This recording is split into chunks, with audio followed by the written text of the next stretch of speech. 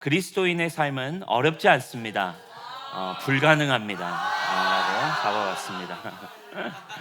여러분, 오늘 읽은 본문 우리가 산상수훈으로 알려진 예수님의 말씀입니다. 우리가 몇 주 전에 우리 지금 큐티로 또 이제 보기도 했던 그런 본문이었죠.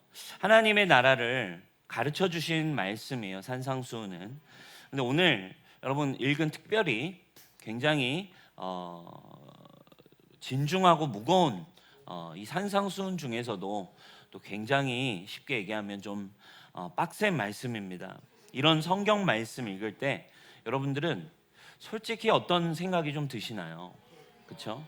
제가 쉬운 성경으로 한번 더 쉽게 다가오도록 한번 가져와 봤어요. 한번 보도록 합시다. 39절부터 이렇게 돼 있습니다. 그러나 내가 너희에게 말한다. 나쁜 사람과 맞서지 마라. 만일 누가 네 오른쪽 뺨을 때리거든 다른 뺨도 돌려대라. 오늘 셀 모임에 한 번씩 여러분 적용을 오늘은 특별히 말씀을 적용하셔야 되잖아요.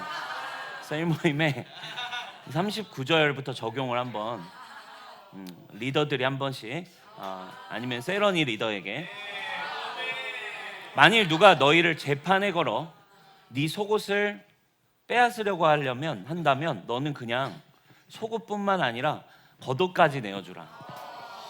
만일 누가 너를 강제로 약 1.5km를 가게 하거든 그와 함께 3km를 가져와라. 42절 내게 달라고 하는 사람에게 그냥 주어라. 내게 꿇어온 사람을 거절하지 마라. 원수까지도 사랑하여라. 너희는 네 이웃을 사랑하고 원수를 미워하라라고 하는 일반 법을 얘기합니다. 일반 법에서 이야기하는 것들을 지금까지 들어왔을 것이다. 그런데 나는 너에게 이렇게 정정해서 말할게. 너희 원수를 사랑해라. 너희를 박해하는 사람들을 위해서 너는 기도해라. 여러분 어떠세요? 괜찮나요? 기분 좋으나요?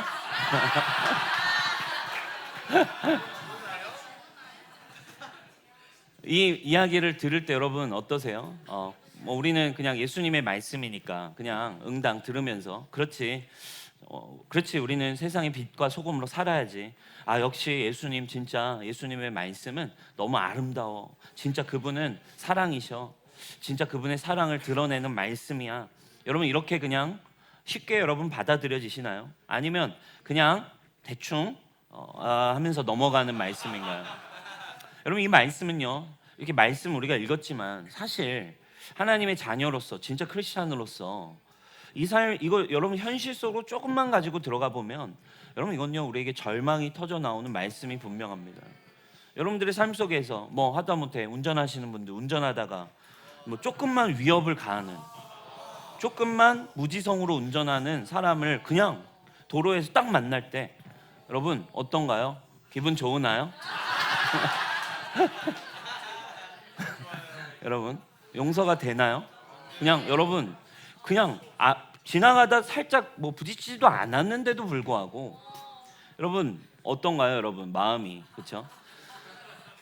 나쁜 사람과 맞서지 마라 하시는데 오른뺨을 때리면 왼뺨도 내주라 하는데 우리는 그냥 빵빵 빵만 하면 다행이죠. 막 식빵 이러면서 여러분요 하지 않나요? 그렇죠? 뭐 여러분 사회생활 하면서 회사나 학교에서 그냥 같이 공동생활을 하는데 공동체에서 너무 자기밖에 모르는 처음부터 끝까지 너무 이기적인 태도로 일관하는 직장 상사나 또는 직장 동료와 함께 생활을 하게 될 때 여러분 어떤가요? 원수도 사랑하라고 하는데 그러니까 이웃을 그거는 원수도 아니죠. 그냥 이웃인데 이웃을 사랑하는 것도 우리는 그 현실로 딱 맞닥뜨리면 너무 어려워요. 새로 만난 친구가 너무나 선 넘는 행동들을 계속해서 잘못 누가 봐도 잘못을 그냥 보란 듯이 계속해서 저지르는 것을 여러분 옆에서 보게 될 때 여러분들의 마음과 생각 저도 요즘 이렇게 새로운 국면을 좀 맞이하는 것 같아요. 왜냐하면 저에 대한 삶에서 이제 저희 첫째가 초등학교를 갔잖아요. 초등학교를 가게 됐는데 너무 다양한 환경에서 자라난 아이들과 이렇게 막 서로 관계하면서 또 뭐 정말 이렇게 뉴스에서나 보던 정말 우리 선생님들을 너무 힘들게 하는 이 부모들의 어떤 정말 뭐랄까 이렇게 어떻게 상대해줘야 될지 모를 만큼의 행동과 말들을 하는 그런 부모들을 이렇게 같이 지나가야 되는 이 모습을 보면서 저는 괜찮았는데 이게 또 새로운 국면이더라고. 혹시 내 딸의 문제니까 내 자녀에게 막 피해가 오면 어떡하지? 내 자녀에게 혹시라도 해코지를 하게 되면 어떡하지? 라는 이런 생각이 들어오니까 또 저의 마음이 이제 또 새로운 거예요. 쉽지 않는 마음이 막 들어오고 막 이렇게 욱하는 마음이 저에게도 생겨나기 시작하고, 정말 그리스도인으로 살아가는 것이 진짜 쉽지 않다라는 생각을 하게 됩니다. 여러분, 이 말씀 앞에 여러분 어떤 생각을 하시나요? 그렇죠? 얼마 전 우리가 지나간 큐티 본문이어서 저도 이 부분을 좀 이렇게 보면서 느껴진 한 가지의 생각은, 특별히 이 산상수훈의 말씀은 뭐랄까요? 너무 분명합니다. 너무 하나님의 자녀의 삶은, 천국을 누리는 사람의 삶은 뭘 얘기해 줍니까? 좋은 삶이 아니라, 사실은 어려운 삶이 아니라 그냥 불가능한 거예요. 인간으로는 불가능한 겁니다. 그러니까 인간의 육신을 가진 인간으로서는 불가능하다는 걸 우리에게 사실은 말해주고 있습니다. 왜냐하면 육신을 가진 인간의 본성은 지금 예수님의 말씀하신 이런 식으로 반응되지 않기 때문에 그래요. 절대로 육신을 가진 인간은 이 모양대로 불가능합니다. 살아낼 수가 없기 때문에 그래요. 오른뺨을 맞는 순간 육신을 가진 인간은요, 나도 모르게 머리에 가 있습니다. 그죠? 손이 머리에 가 있겠죠. 뺨을 맞은 순간 이렇게 나도 모르게 가는 게 육신이에요. 여러분, 불가능합니다. 조금만 문제가 생겨도 함께 싸우려고 합니다. 누군가에게 동일하게 나도 똑같이 해를 끼치고 싶어 합니다. 그리고 아니면 스스로를 지키고 방어하려고 무슨 짓이라도 하고자 하는 본능이 육신 안에 내재되어 있기 때문에. 근데 오늘 예수님이 이렇게 말씀을 하세요. 45절 결론인데 세 번역으로는 이렇게 되어 있습니다. 그래야만, 이렇게 해야만 너희가 하늘에 계신 너희 아버지의 자녀가 될 것이다 라고 얘기합니다. 여러분, 이 부분이 우리에게 오늘 해석에 있어서 굉장히 중요한 부분인 것 같아요. 여러분들의 신앙에 있어서, 여러분들이 기독교를 어떻게 받아들이고 있는가, 여러분들이 복음을 어떤 식으로 붙들고 있는가, 여러분들이 예수님의 제자, 하나님의 자녀로 사는 삶을 어떻게 지금까지 이해하고 있는가가 요 한 절에서 결정되게 되어 있습니다. 이 말씀을 어떻게 받아들일 것인가, 이게 너무 중요하죠. 이 말씀을 어떻게 여러분들이 이해하십니까? 지금까지 쭉 읽고 나서 예수님이 이렇게 얘기하는 거예요. 그래야만 너희가 하늘에 계신 너희 아버지의 자녀가 될 것이다. 누군가에겐 이 말씀을 어떻게 해석하느냐가 기독교가 복음이 되기도 하고, 기독교가 그냥 좋은 말이 써 있는 종교가 되기도 합니다. 자, 이 말씀을 어떻게 해석해야 될까요? 첫 번째 해석할 수 있는 방법이 있어요. 1번, 이 말씀을, 지금까지 한 예수님의 말씀을 지켜내는 사람만이 아버지의 자녀가 된다. 문맥상 이렇게 해석할 수 있어요. 그래야만 너희가 하늘에 계신 아버지의 자녀가 될 것이다. 일반적으로 그냥 사람들이 해석할 때 1번으로 해석을 하겠죠. 이 말씀들을 지켜내는 사람만이 아버지의 자녀가 된다. 근데 여러분, 두 번째 방법이 있습니다. 아버지의 자녀들만이 이것을 지켜낼 수 있다. 같은 뜻인 것 같지만 굉장히 다른 생각의 방식을 제안하고 있어요. 이게 굉장히 중요한 포인트인 것 같아요. 말씀을 지켜내야만 아버지의 자녀가 된다와, 아니, 아버지의 자녀들만이 이것을 지켜낼 수 있다. 아다르고 어다른 것 같지만 이 굉장히 중요한, 성경이, 예수님이 우리에게, 복음이 우리에게 전달하고 싶은 의도를 우리는 잘 받아들이는 게 너무너무 중요한 거예요. 여러분, 뭘 말할까요? 한번 다음 넘겨주세요. 이 안에는 의미가 포함되어 있는, 영적인 의미가 포함되어 있습니다. 자, 이 말씀을 지켜내야만 아버지의 자녀가 된다는 뭐에 초점이 가 있습니까? doing에 초점이 가 있습니다. 네가 무언가를 하느냐에 따라 네가 누구인지를 결정한다. 네가 무언가를 얼마나 할 수 있느냐만큼 너의 존재 여부를 내가 판단할게. 네가 이걸 지켜내면, doing 해내면 너는 하나님의 자녀인지 아닌지를 내가 판단할게. 근데 여러분, 두 번째는 뭐에 대한 것을 부각하고 있나요? 먼저 포인트를 잡고 있냐면 바로 being입니다. 누가 아버지의 자녀가 된 자들이 이렇게 살아낼 수 있다. 그러면 뭐에 포인트를 둬야 되는 거예요? 내가 아버지의 자녀가 되었는가가 먼저 중요하다 이거예요. 여러분, 복음은 1번이냐 2번이냐에 따라, 여러분들이 모태신앙으로 자라왔다고 한다면 기독교는 1번이냐 2번이냐에 따라 여러분들의 인생이 달라지는 거예요. 신앙의 생각이 달라집니다. 가끔씩 우리 교회에 이제 와서 다니는 많은 사람, 특별히 모태신앙이나 교회를 좀 다니다가 오신 분들, 이런 분들이 새로운 신앙생활을 한다라는 표현을 합니다. 왜 그럴까요? 다른 데 차이가 있는 게 아니에요. 똑같은 성경 말씀을 들어왔고 똑같은 예수님에 대한 이야기를 듣는데, 지금까지 1번으로 예수님을 알아왔던 사람들, 이 사람들에겐 자유가 그동안 없었겠죠. 아무리 두잉해도, 아무리 해보려 해도, 아무리 하나님의 뜻을 내가 이뤄보려 해도 결국 뭐예요? 그 예수님의 삶, 예수님이 가르쳐 주신 천국의 삶은 육신으로는 불가능하거든요. 근데 뭐예요? 2번을 누리게 되기 시작할 때 완전히 달라지는 하나님의 나라가, 은혜가 풀어지게 됩니다. 여러분, 만약에 1번으로 여러분들이 크리스천의 삶을 들어간다면 그건 결국 기독교가 아니라 율법이 되고 종교 생활이 되어지기 시작하는 거죠. 예수님의 말씀을 따라 올바른 것을 행하기 시작하라라고 말하게 되고 생각하게 되는 거죠. 그래, 이게 올바른 길이지, 이게 하나님의 뜻이지, 이걸 따라가야 돼, 그래 이대로 살아야지 하면서 결국 뭘로 가는 거예요?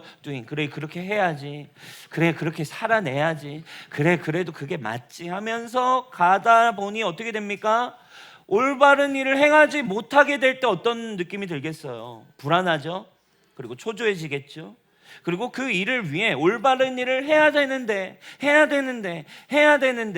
더 살아야 되는데 하는 마음 때문에 압박을 받고 또 누군가를 압박하기 시작합니다. 너 이렇게 살아야 돼, 너도 이렇게 살아내야 돼.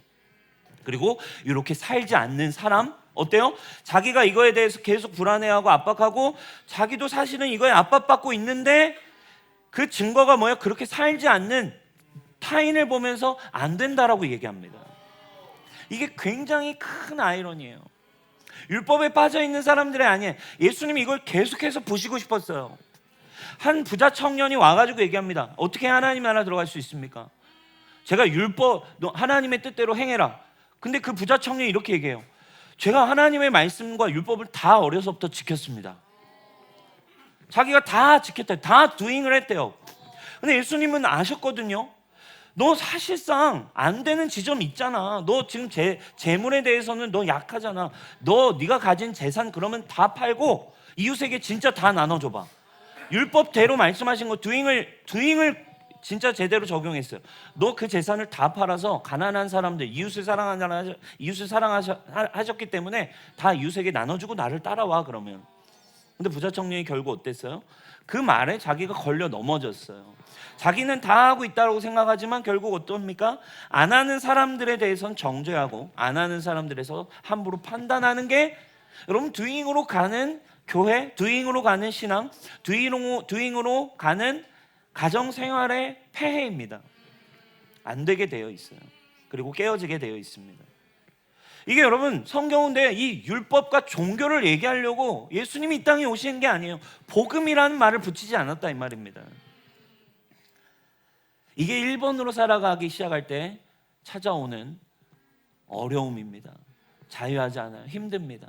그래서 많은 사람들은 기독교 안에 신앙생활을 하면서 암묵적으로 마음속에 이런 생각을 갖습니다. 너무 힘든 길이야. 너무 어려워. 그건 그냥 진짜 특별한 목사님들이나 가고 어떤 그런 분들이나 가는 길인 것 같아. 여러분, 그런 사람들을 뽑으려고 예수님이 오신 걸까요? 아닙니다. 그렇지 않습니다. 여러분, 우리가 나아가야 될 길은 바로 2번입니다. 2번의 길로 나아갈 때 어떻게 됩니까? 나의 존재에 따라 열매가 결정되는 것을 분명하게 보는 관점이에요. 곧 내가 누리고 내가 받은 것이 열매가 되는 것이다 라고 보는, 사실은 심플한 관점이에요. 내 열매는 뭐를 그냥 확인하면 되는 거예요? 곧 나의 존재 그리고 나의 상태를 말해줍니다. 자, 복음 안에서 우리는 이렇게 봐야 돼요. 하나님 분명 자녀가 됐는데 여전히 이것을 지켜낼 수 없고 죄를 짓고 있다면 뭐예요? 노력하지 않아서가 아니라 그것을 가능케 하시는 아버지의 자녀들만이 이걸 할 수 있는 건데 나는 이게 지켜내지 못하네 라고 한다면 아버지의 자녀가 되게 하시는 하나님의 사랑이 나에게 누려지지 않고 있음을 보면 된다 이거예요. 왜 내가 안 되지? 노력해야지가 아니라 아버지의 자녀된 자들은 이걸 그냥 지켜내는 거래요. 근데 내 삶에 여전히 죄로 인한 열매가 너무 많습니까? 그럼 뭐예요? 그러면 지켜내려고 노력해야지로 가는 게 아니라 내가 하나님의 자녀가 되게 하시는 하나님의 사랑이 나의 삶에 더 경험되어지지 않고 있고 누려지지 않고 있는 부분이 있다라고 봐야 되는 게 여러분 은혜로 가는 길이라 이겁니다. 정죄받으려고 하는 말씀이 아니라 분명 하나님의 자녀가 된 자들은 이걸 살아내게 돼 있지, 그치? 근데 안 되네? 열심히 해야지가 아니라 이걸 되게 하시는 하나님의 은혜와 사랑이 나에게 누려져야 돼로 가야 된다 이거예요. 무언가 반복되는 죄에 빠져 있다면 더 노력해야지가 아닙니다. 뭔가가 안 되는 거 아니야가 아닙니다. 뭘 말해줍니까? 여전히 반복되는 죄가 해결이 안 된다면 아버지의 자녀들은 말씀을 지켜내고 죄를 이겨낸다라고 말했는데 그 반복되는 죄가 내게 해결이 안 된다면 그것을 지켜내고 승리하게 하시는 아버지의 사랑이 내게 누려지고 경험되지 않았음을 확인하기만 하면 된다 이거예요. 그럼 뭐가 더 필요합니까? 계속 얘기합니다. 노력이 필요합니까? 아닙니다. 하나님의 사랑을 받고 누리는 한 가지의 일만을 추구하면 된다 이거예요. 그걸 정리하면 여러분 우리가 중요한 한 가지는 비잉에 있어서 복음에 있어서 중요한 건 우리가 doing이 아니라 being이라는 건 하나님과의 개인적인 관계성을 여러분들이 신경 쓰셔야 됩니다. 그분이 당신을 사랑하신다는 사실이 더 나에게 경험되어질 때 이 모든 것이 누려지고 우리는 자유함을 느끼고 참된 사랑 안에서 행복을 누리는 신앙생활을 할 수 있습니다. 요한 1서에 이렇게 나와 있어요. 4장 7절과 8절입니다. 우리 같이 한번 읽어보도록 할게요. 시작. 사랑하는 여러분, 서로 사랑합시다. 사랑은 하나님에게서 난 것입니다. 사랑하는 사람은 다 하나님에게서 났고 하나님을 압니다. 사랑하지 않는 사람은 하나님을 알지 못합니다. 하나님은 사랑이시기 때문입니다. 아멘. 자, 분명히 우리가 지금 예수님이 산상수 5장과 같은 말이에요. 사랑하라는 얘기거든요. 타인을 사랑할 수 있겠니? 뺨 맞았으면 뺨을 내어주는 거, 너를 내어주는 사랑, 너를 박해하는 원수를 사랑하는 거, 이거 엄청난 사랑. 어떻게 사랑합니까? 사랑해야 된다라고 제안하는데 원리를 알려줍니다. 그 사랑은 당신이 노력한다고 되는 게 아니라 하나님에게서 나온 겁니다. 그래서 하나님과 연결되어 있고 하나님에게서 당신이 태어나야, 그러니까 여러분들이 엄마 뱃속에서 태어나서는 사랑은 알 수 없고 할 수도 없다. 어디서? 하나님에게서 다시 태어난 자들만이 사랑을 알게 되고 하나님을 알게 된대요. 왜? 그게 뭐예요? 하나님의 사랑을 알게 된대요. 하나님을 압니다. 하나님을 알기 때문에. 그래서 동일하게 얘기합니다. 사랑하지 않고 있는 사람은 뭐 한 거래? 하나님을 알지 못했기 때문인 거예요. 죄가 여전히 나오고 있다는 건 노력해서 해결될 일이 아니라 죄가 여전히 나오고 있다는 건 성경은 뭘 얘기해요? 당신 하나님을 알지 못하기 때문입니다. 하나님을 경험하지 못했기 때문입니다. 왜? 하나님은 사랑이기 때문에. 이어서 10절과 11절에 이렇게 얘기합니다. 사랑하는 건 이 사실, 이 팩트에, 이 논리에 근거한대요. 곧 우리가 하나님을 사랑하려고 하는 게 아니라, 먼저 사랑하는 게 아니라 하나님이 우리를 먼저 사랑하셔서 자기 아들까지 내어주는 사랑, 우리의 죄를 위하여 화목제물이 되게 하신, 우리를 위해 모든 걸 쏟아부으시고 우리를 위해 모든 걸 제공하시고 먼저 사랑이 무엇인지를 보여주고 알려주신 그분을 경험하고 누리고 알게 될 때, 사랑이 무엇인지를 그냥 받기만 하고 먼저 누리기만 하고 알게 되고 경험하기 시작하면, 그때 우리가 하나님의 사랑을 알게 되어서 사랑이 무엇인지 알아서 행할 수 있는 삶을 아버지의 자녀들이 가지게 된다라는 거예요. 하나님으로부터 사랑을 받아야 된다. 한 가지를 지금 제가 여러분들에게 얘기하고 싶어요. 순서가 뭐라고요? 하나님의 뜻을 행하는 건 오늘 산상수훈 얘기한 원수를 사랑하라까지 분명히 예수님의 말씀을 지켜내는 삶은 불가능합니다. 누구만이 가능하대요? 하나님의 사랑을 경험한 사람들. 누려야 된다 이거예요. 경험해야 된다 이거예요. 무조건 계속해서 받아야 돼. 안 돼? 근데도 안 돼? 더 하지 말고 더 경험해야 된다니까. 하나님과의 그래서 개인적 관계가 중요합니다. 여러분, 성경에 요셉이라는 사람이 등장해요. 요셉의 예를 한번 들어봅시다. 요셉은 생각해봐요. 형들에 의해서 인생이 일방적으로 망가졌어요. 노예로 팔아먹었잖아, 형들이. 이거 여러분 용서 가능합니까? 이거 철천지 원수 되는 거예요. 형이 가족인데 나를 인신매매해서 팔아넘겼다고, 이방 나라에. 그래서 보디발의 종이 됩니다. 이웃나라 장군의 종으로 팔려가요. 그래서 거기서 나름 열심히 해서 자수성가 할 쯤 돼서 그 국무장관의 집에 가정 총무까지 나름 다시 자수성가해요. 밑바닥에서 자수성가 했는데 어떤 일이 또 생겨요? 글쎄 그 국무장 보디발 장관의 아내가 음탕한 아내여가지고 이 힘 좋고 너무 잘생기고 멋진 요셉과 간음할 것을 요청합니다. 꼬셔요. 나랑 하룻밤 자자. 나랑 사랑을 나누자. 막 종용할 때 여러분, 요셉이 뭐라고 얘기합니까? 그 죄 앞에, 그 유혹 앞에, 그 청년이 이기기 힘든 죄의 문제 앞에서 요셉이 뭐라고 얘기하는지 아세요? 창세기 39장 9절입니다. 내가 어찌 이 큰 악을 행하여 하나님께 죄를 지으리이까. 자, 보세요. 요셉은 들키면 어떡하지 이런 걸 생각하지 않았어요. 내가 얼마나 고통스러웠는지를 합리화하는 시도를 하지도 않았습니다. 여러분 생각해보세요. 일반적으로 누구라도 지금 요셉의 입장이라면 아마 자기 합리화를 하기가 쉬웠을 거예요. 이 정도 상황이면 어쩔 수 없어. 나도 사람인 걸 어떡해 하면서 그 죄 앞에 무너질 수 있다고요. 그리고 그 죄를 짓고도 합리화할 수도 있다고요. 그리고 그 죄를 짓고 나서 남 탓을 할 수도 있습니다. 그런데 그는 이 죄의 문제 앞에 넘어지지도 않았고 빼앗기지도 않았고 뭐라고 고백을 합니까? 이렇게 고백을 해요. 내가 하나님 앞에서 어떻게 죄를 짓겠습니까? 요셉은 죄를 이길 수 있었던 힘이 하나님과의 개인적 관계를 가지고 있었기 때문이었다는 걸 얘기해주고 있어요. 하나님으로부터 채워지는 그 관계가 요셉이 누군가 보니까 지키는 것도 아니고, 내가 누구니까, 내가 리더니까, 내가 사역자니까, 내가 크리스천이니까 사람들이 나를 어떻게 생각할까 때문에 이걸 지키는 것도 아니고, 지옥을 갈까봐 이거를 행하는 것도 아니고, 요셉이 죄를 이겨내는 관점과 힘은 어디에 있었어요? 하나님과의 개인적 관계에 있었다고요. 여러분, 이게 우리에게 굉장히 중요한 가치를 전달해주고 있어요.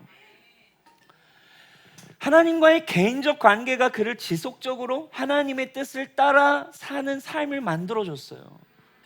여러분, 오늘 우리는 신앙을 배우고 있습니다. 여러분, 신앙생활하고 있습니다.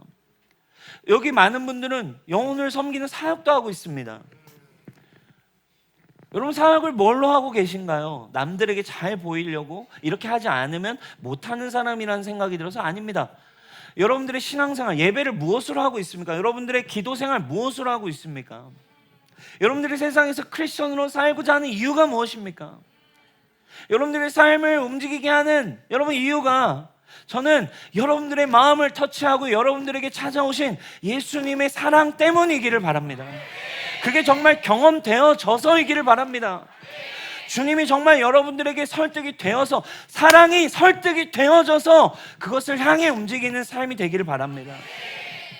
그가 하나님의 도를 지켜서 하나님의 뜻을 이룬 게 아니었어요. 요셉은 하나님과의 관계가 하나님의 뜻을 이뤄내게 했던 것입니다. 여러분, 다윗의 예 또한 동일해요. 다윗 또한 사울에 의해서 자기의 인생이 일방적으로 망가졌습니다. 내가 했던 건 주님 앞에 충성한 거였어요. 전쟁에서 승리한 거였습니다. 충성스럽게 살아갔던 것 뿐인데 지도자에 의해서, 그냥 자기의 부모에 의해서 한순간에 국가 영웅에서 나라의 지명 수배자가 되는 억울한 인생이 되어버립니다. 그리고 살인 청부업자를 고용해서 10년 동안 쫓기는 인생이 돼요. 잘못한 게 실제로 하나도 없어. 근데 여러분, 성경 사무엘상을 보면 그런 장면이 나오죠. 집요하게 다윗을 쫓아다니던 사울을 몰래 죽일 수 있는 기회가 다윗과 다윗의 팀들에게 주어지잖아요.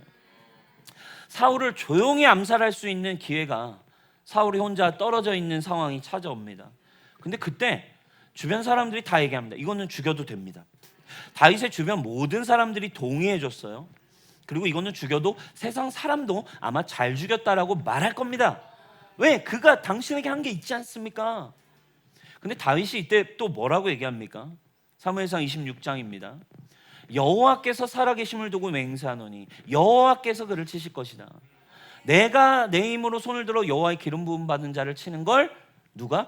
여호와가 내게서 금하고 있다. 주변의 사람들 다 모두 다 괜찮다 했어요. 죄도 아니라고 했습니다. 아까 요셉과 동일하게 우리 중 누구였다면, 우리 중 누구라도 다윗의 상황이면 그래, 나도 할 만큼 했어 하면서 그냥 그렇게 선택을 했을 것입니다. 그런데 다윗 또한 그 선택을 하지 않는다니까요.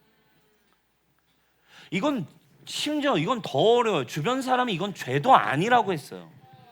이건 죄라고도 안 볼 거야 라고 내 주변 사람이 다 동의해 줬는데도 다윗이 그 선택을 안 한다니까요. 왜? 리더여서? 목사여서? 모태신앙이어서? 아닙니다. 다윗이 뭘 가지고 있었어요? 하나님과의 개인적 관계를 가지고 있었어요. 그것이 그의 삶을 지속적으로 바르게 유지시켜 주었습니다. 여러분, 복음은 단순해요. 복음은 하나님이 우리를 사랑하셨고 우리를 하나님의 자녀 삼으셨고 죄 짓지 않고도 살 수 있는 하나님의 온전한 생명을 우리에게 다 내어주셨다는 기쁜 소식입니다. 그런데 지속적으로 죄를 허용하고 있다면 뭘 말해줍니까? 정죄함 없습니다. 노력하라는 뜻이 아닙니다. 뭐예요? 너에게 이미 그 죄로부터 자유케 하신 사랑을 주었는데 사랑에 문제가 생긴 거 아니야 라는 메시지를 들으시란 말이에요. 이해가 되세요?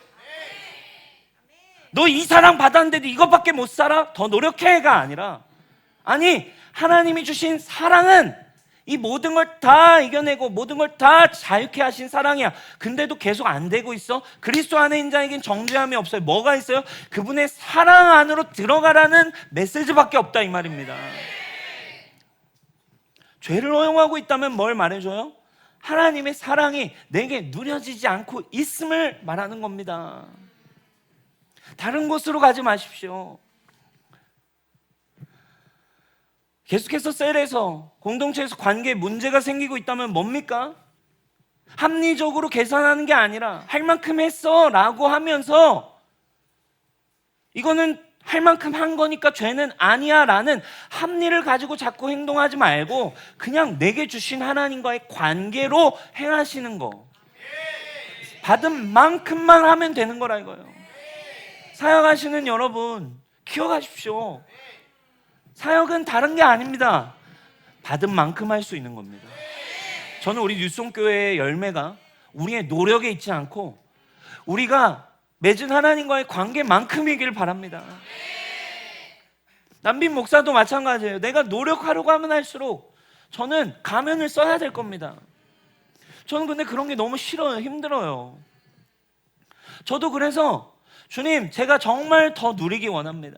주님을 사랑해서 주님을 사랑하는 만큼, 사랑이 깨달아진 만큼 사역하고 싶어요. 사랑하는 여러분, 우리 모두가 그렇게 되길 바랍니다. 비전에 대한 어려움이 있습니까? 다른 게 아닙니다. 생각하십시오. 그 삶은 애초에 당신에게 불가능한 일입니다. 애초에 내가 할 수 없는 일이라니까요. 주님의 사랑이 아니면, 주님의 사랑에 당신이 설득되지 아니하면 우리는 절대로 오늘 제목처럼 그리스도인이 될 수 없고 그분의 뜻을 이룰 수 없습니다. 저는 우리 교회가 진정으로 주님과의 관계가 올바르게 세워지길 바랍니다. 이 예배는 뭡니까? 와야 되니까 오는 게 아닙니다. 여러분, 예배는 뭐예요? 그분 앞에 나아갈 수 없던 우리가 우리 대신 자기 아들을 죽이시고 아들을 내어주고 이제 우리와 함께 하신 하나님의 사랑을 고백하고 경험하는 시간이 이 예배 아니겠습니까? 여러분, 기도라는 건, 우리가 기도한다는 건 왜 중요합니까? 해야 되니까 하는 겁니까? 리더니까 기도해야 됩니까? 아닙니다. 기도는 우리는 하나님의 이름을 부를 수도 없고 하나님의 능력을 가질 수도 없는데 그 아들의 이름, 아들의 권세를 우리에게 대신 주셔서 이제 하나님을 향해 아빠, 아버지라고 불러서 예수의 이름, 아들의 이름을 사용하면 아빠가 무엇이든 다 들어줄게. 아빠 불렀어. 아빠가 다 해줄게. 아빠라고 부를 수 있는 그 특권을 주셨는데 기도를 어찌 안 할 수 있냐 이거예요. 이 사랑을 아는 사람들이, 이 사랑을 누린 사람들에게 예배는 와야 되니까 오는 게 아니에요. 지켜야 되니까 지키는 게 아니라 그냥 하나님과의 관계인 거예요. 기도를 해야 된다 기도해야 된다가 아니라 기도는 하나님을 아빠라고 부를 수 있는 특권을 받은 자들이 날마다 주님 앞에 나아가서 이것도 얘기하고 저것도 얘기하고 예수의 이름으로 기도하는 이유가 거기에 있다고요.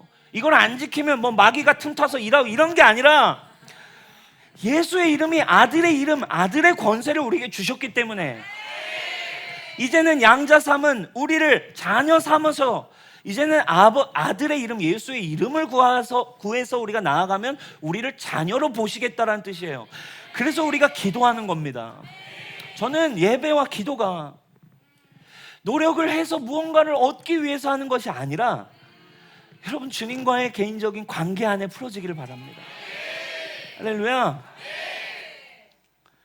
내면에서부터 풀어지는 관계, 주님 앞에 그 사랑을 경험하고 누려가고 풀어내는 사랑으로, 사랑 여러분, 우리 뉴송에서 신앙을 세워가시길 바랍니다. 우리 교회 한 형제의 고민이 있었어요. 우리 교회 아마 여러분들도 이런 고민을 하는 사람이 많이 있었을 거라고 봅니다. 한 형제가 엔카운터를 통해서 우리 교회 와서 라이프 클래스하고 엔카운터 수련회 가가지고 진짜로 하나님이 날 얼마나 사랑하시는지를 경험했어요. 그리고 그분의 사랑을 진짜 깨닫게 됐어요. 모태신앙입니다. 그래서 진짜 주님의 사랑을 깨닫고 나니까 그동안은 신앙생활 누가 시켜서 했거든요. 부모가 시켜서 했거든요. 교회에서 시켜서 했거든요. 근데 이제 진짜 날 사랑한다는 게 깨달아지고 나니까 자유함이 생기고, 그리고 이전에 자신을 힘들게 했던 모든 묶임 그리고 죄, 이게 막 자유케 됨을 경험한 거예요. 그래서 진짜 주님의 사랑을 받으니까요, 그러니까 뭐랄까 한두 달은 자기도 모르게 그냥 진짜 뭐랄까 이 산상수훈의 이 말씀이 살아내지는 거죠. 그렇게 미워했던 부모님이 안 미워, 되어지는 거죠. 그렇게 원수처럼 생각했던 아빠를 막 사랑한다고 고백하고 원수를 사랑하게 됐다니까요. 원수를 먹던 우울증 약 끊어내고 심지어 담배까지도 끊게 됐어요. 그리고 주님이 주신 이 막 사랑이 깨달아졌으니까 이게 너무 신기하고 너무 기쁘고 안 되던 게 막 되어지고 죄도 끊어지고 죄가 막 짓고 싶지 않고 이 사랑을 흘려보내고 싶은 마음이 들어 확신이 생긴 거야. 아, 이 사랑은 전해야 되는 거구만. 전도해야 되는 거네. 이걸 어떻게 안 전해? 이걸 어떻게 안 전하고 살아? 막 이러면서 전도하겠다. 그래서 교회에서 나도 리더 하겠다. 이랬다니까요. 그런데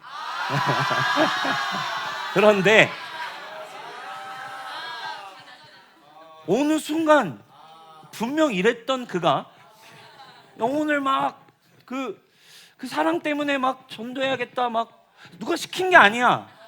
저 안 시켰어요, 여러분. 제가 시키지 않았고 하나님의 사랑을 알게 되니까 그 영혼을 자기가 품었거든. 자기가 섬겨야 되겠다라고 했거든. 근데 그 영혼이 말을 듣겠어? 말 안 듣지. 자기가 이렇게 너 일로 와 하면 예 알겠습니다 해가지고 기도하겠습니다. 뭐, 리더해 알겠습니다. 뭐 이렇게 되냐고요. 그렇지 않죠.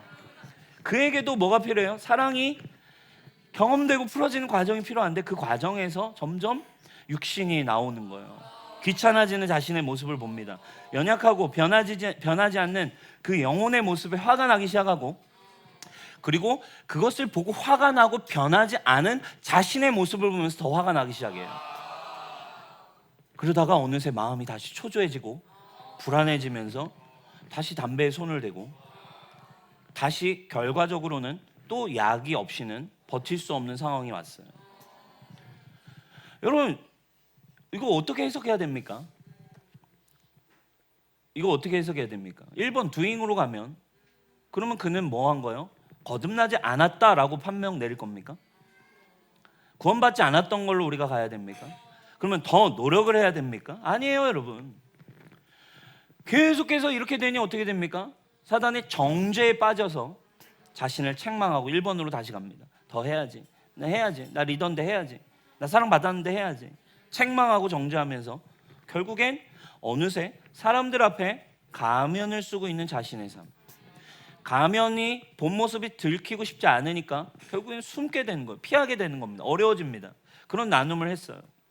여러분, 이런 경험이 있지 않습니까? 저는 여러분 모두에게 100% 있을 거라고 확신합니다. 여러분, 이걸 잘 받으셔야 돼요. 분명 우리 모두가 주님의 사랑을 경험됐던 때가 있었잖아요. 뭐 교회 처음 나오신 분들은 없을 수 있죠. 근데 적어도 여러분 혹시 교회를 오래 다니셨다면 주님의 사랑이 나에게 풀어져서, 옛날에 여러분들이 주님 처음 만났을 때 혹시 있다면 수련회 가서 둘째 날 지나고 나면 세상이 아름다워 보이는, 죄를 선택하고 싶지 않은 느낌이 드는, 내가 왜 이걸 죄를 좋아했지?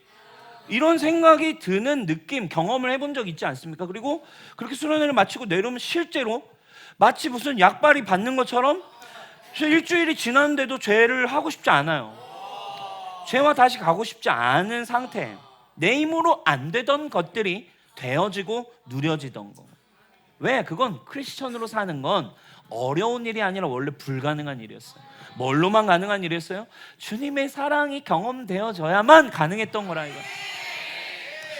사랑이신 하나님을 알고 경험하면, 우리 아까 요한일서에 알다, 기노스코라는 헬라어입니다. 이것은 지식적 알미 아니라 육체적 경험과 같은 알미입니다. 불가능했던 게 가능해진 거였어요. 왜? 그분의 사랑을 받았기 때문입니다. 그런데 왜 다시 예전으로 돌아갔을까요? 그분과의 관계가 지속되지 않았기 때문입니다. 그 형제의 답은 한 가지였어요. 주님의 사랑 받았는데 그때 받은 걸로 평생을 살 수 있을 거라고 생각했어요. 그때 받은 확신이 자기의 모든 걸 다 만들어줄 거라고 생각했습니다. 아닙니다. 그때 주님을 만났다면, 엔카운터 만남이잖아요. 만났다면 하나님은 이제 초대하시는 겁니다. 아들아, 나는 이제 영원토록 너와 함께 하고 싶어. 날마다 내가 너를 사랑한다. 날마다 너는 존귀하다. 내 이름으로 구하는 모든 것을 너에게 주겠다. 아버지, 아빠, 주님과의 사랑과 은혜를 누리는 그것으로 주님은 초대하셨던 건데, 어느 순간 지키고 행하고 풀어내는 자신에게 포커싱 되며 무너졌어요. 사랑 여러분, 주님의 사랑을 경험하기를 주님의 이름으로 축복합니다. 한 가지 예를 또 더 들을게요. 우리 교회랑 비슷한 예입니다. 한 교회에서 목사님이 하나님의 은혜와 사랑을 받아야 된다고 설교를 하셨어요. 우리 교회, 미국의 교회예요. 그 교회는 우리와 달리 전통적 교회였다고 합니다. 하나님 당신을 사랑합니다. 하나님은 당신을 향해 그리스도 안에서 지금 막 화가 나 계시지 않습니다. 예수님 안에서 당신을 정말 사랑하시고 어떤 연약한 죄인이라도 주님은 사랑하기로 결정하셨습니다. 그게 자신의 아들을 보낸 예수님의 사랑입니다. 하나님 당신을 사랑해요. 당신의 어떤 연약함도 주님은 받아주십니다. 사랑합니다. 그리고서는 그렇게 얘기를 했어요. 목사님이 당신이 담배 피는 것 때문에 지옥 가지 않습니다. 이렇게 얘기한 거예요. 그때 전통적 교회여가지고 그 말이 그 교회에 몇몇의 장로님들을 화나게 만들었어. 왜? 이제 그건 아니지. 목사님 선 넘네. 몇 주가 지나자 아니나 다를까 성도들 중 몇 사람이 교회 입구에서 담배를 피게 됐어요. 장로님들이 어떻겠어요? 와, 뭐 지금 이건 있을 수 없는 일이 일어나고 있다. 교회가 지금 망해가고 있다. 장로님들이 목사님 앞에 와가지고 따지기 시작했어요. 목사님이 설교한 결과를 좀 보세요. 지금 우리 교회가 지금 망해가고 있습니다. 우리 교회가 지금 무너져가고 있습니다. 이렇게 죄들이 그냥 기준도 없이 교회가 지금 무슨 모양입니까? 목사님, 하나님이 하나님 사랑이 있다 할지라도 그냥 무조건적으로 그냥 수용하는 게 그게 복음입니까? 담배 피든 안 피든 사랑한다고 말씀하셔서 사람들이 지금 입구에서 이렇게 막 담배 피는 게 지금 이게 교회입니까? 막 따진 거예요. 근데 그 목사님, 성령님이 지혜를 주셔서 답변을 이렇게 했다는 거예요. 장로님, 한번 가서 그들에게 질문해 보십시오. 혹시 그들 중에 지금 교회 앞에서 담배 피는 사람 중에 제가 설교를 한 날부터 담배를 피기 시작한 사람이 있는지를, 제가 설교해서 그들이 담배를 피기 시작한 것일까요? 아닙니다. 단 한 사람도 그런 사람은 없었어요. 단지 뭘 멈춘 거예요? 성도들이 위선적이기를 멈추기 시작했어요. 담배 피는 걸 성도지만 아무도 모르길 바라며 눈치 보며 향수로 자신의 냄새를 감추는 걸 그만두기 시작했어요. 그죠? 죄인이 하나님의 뜻을 이루어서 모양을 보여주려고 하는 노력을 멈추고 하나님이 죄인을 사랑하심을, 하나님이 세상을 이처럼 사랑하셨음을 있는 그대로 받기로 결정한 변화만 있었을 뿐이었습니다. 그 결과 교회는 어떻게 되었을까요? 그 목사님이 간증이 이렇습니다. 그 결과 교회는 어떤 일이 일어났을까요? 더 많은 담배 피는 죄인이 몰려왔고 더 많이 담배를 끊는 역사가 일어났다고 합니다. 저는 우리 교회가 그런 일이 일어나길 바랍니다. 더 많은 연약함을 가진 자들이 오기를 바랍니다. 있는 모습 그대로 누구라도 오기를 바랍니다. 여러분, 우리가 모양 다 웃으며 앉아있지만 여러분 진짜 자유한가요? 예수님의 기준은 너무너무 점점 더 정확하게, 더 분명하게 갑니다. 죄 너 지켰다라고 말하지 마. 바리새인들을 향해 있었어요. 나 어느 정도는 나는 죄를 이겨내는 사람이야. 율법을 지키는 사람이야. 예수님은 가증스러웠어요. 하나님 앞에 누구도 의인이라 말할 수 있는 사람이 없거늘 율법은 네가 지키라고 준 게 아니라 하나님의 은혜가 필요한 걸 깨달으라고 줬거늘 네가 감히 그걸 다 지킨다고 해. 그래서 예수님은 더 날카롭게 얘기합니다. 네가 율법 지켰다고? 네가 지금 이웃을 사랑한다고? 아니, 넌 만약에 살인을 안 했다고 율법을 지킨 게 아니야. 예수님 정확하게 얘기하죠. 너 마음에 옆 사람 그냥 미워하기만 해도 넌 이미 살인한 거야. 네가 간음을 안 했다고 율법을 지킨 거야? 아니야. 누구도 그럴 수 있는 사람은 없어. 만약에 네가 옆에 있는 사람이 음욕을 품기만 해도 넌 이미 간음한 거랑 똑같아. 아무도 없다고. 누구도 거칠애로 나오지 말고 세상을 이처럼 사랑하사 자녀를 삼게 원하시고 온전케 하기 위해 사랑을 주기 원하신 하나님의 사랑을 있는 모습 그대로 받아들여라. 누구든지 나아라. 회개하나 천국이 가까이 왔다 라고 말씀하신 예수님의 사랑 여러분, 저는 누구도 가면 쓰지 말고 여러분 어떠한 연약함을 가져도 괜찮으니 여러분 눈치 보지 말고 노력하려 하지 말고 사랑이신 하나님 앞에 나오기를 바랍니다. 우리 지난주 말씀처럼 판단과 정죄를 멈추십시오. 자기의 마음을 돌이키십시오. 내 마음에 사랑 없음을 보십시오. 그리고 주님의 사랑 앞에, 하나님과의 관계 앞에서 마침내 요셉처럼, 마침내 다윗처럼 누가 봐서가 아니라 이 정도는 괜찮지의 계산에 의한 행동이 아니라 하나님 앞에서 하나님의 뜻대로 하나님 은혜로 죄를 이겨내는 일들이, 이웃을 사랑하는 일들이, 여러분 그렇게 되면 열매가 맺지 말라 해도 열매는 맺어지는 것입니다. 왜? 내 안에 하나님이 계시기 때문에 그렇습니다. 결론입니다. 순서와 생각의 변화에서 하나님의 은혜는 시작됩니다. 오늘 결론, 하나님은 당신이 무엇을 하기 때문이 아니라 당신이 무엇을 함에도 불구하고 사랑합니다. 이것이 여러분들의 분명한 순서가 되길 바랍니다. 이게 여러분 우리에게 주기 원하시는 진리와 복음이에요. 무엇을 해야 되는 거면 여러분 할 게 얼마나 많으신데 이걸 여러분 받으러 오겠습니까? 할 게 얼마나 많은 세상인데 뭔가를 더 해야 된다면 더 힘든 일이지. 천국이 안 믿어버린 그만 아니야?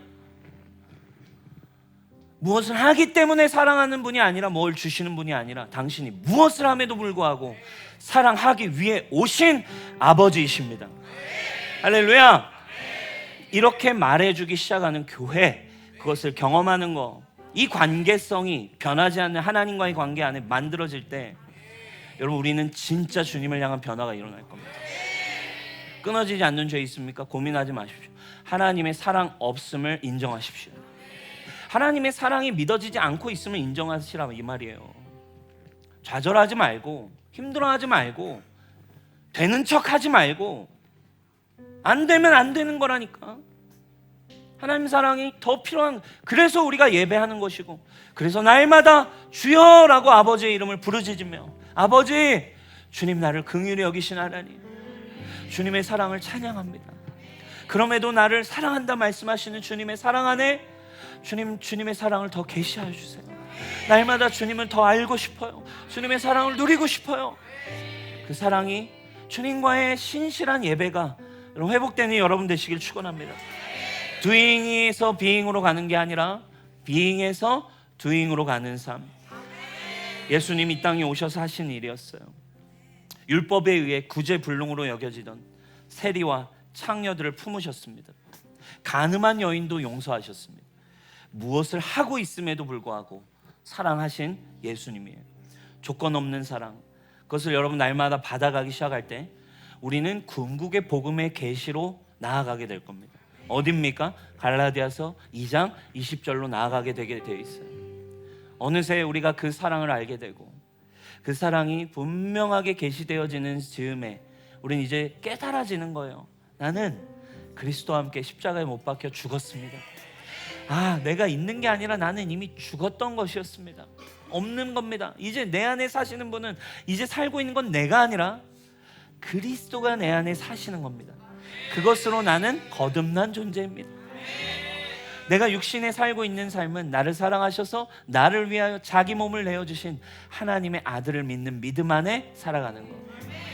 사랑 여러분, 이번 한 주 사랑이 되어지지 않는 지점이 어디에 있었나요? 기쁨이 누려지지 않는 지점이 어디에 있었나요? 감추실 필요 없습니다. 그건 우리가 어차피 안 되는 거예요. 어차피 우리로서는 되지 않는 불가능입니다. 그 불가능을 가능케 하시기 위해 은혜라 일컬어지는 하나님의 사랑이 저와 여러분들에게 임해 왔습니다. 사랑을 받으십시오. 사랑을 누리시기를 바랍니다. 우리 하나님께 영광의 박수 올려드립시다. 우리 자리에 일어나서 우리 함께 찬양하겠습니다.